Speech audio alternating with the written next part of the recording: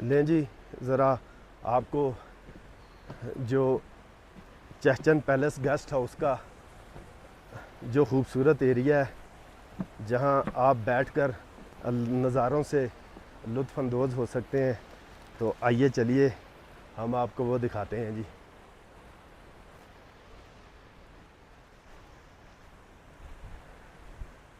ये सामने वो खूबसूरत होटल है और ये सारा खूबसूरत एरिया है जहां आप बैठ सकते हैं, मौसम को, हालात को एंजॉय कर सकते हैं जी।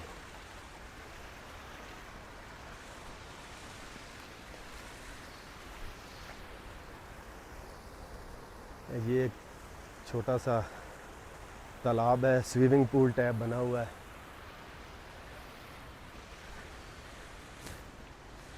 उसके बाद ये एक छोटा सा, ठीक है जी,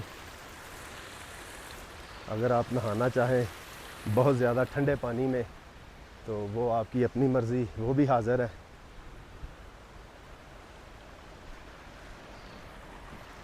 ये देखें,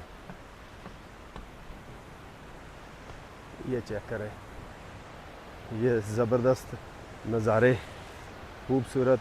और सबसे जो बेहतरीन और प्यारी बात वो ये है कि घांचे का जो नाला है, ये देखें, ये साथ में गांचे का नाला है जी, ठीक है।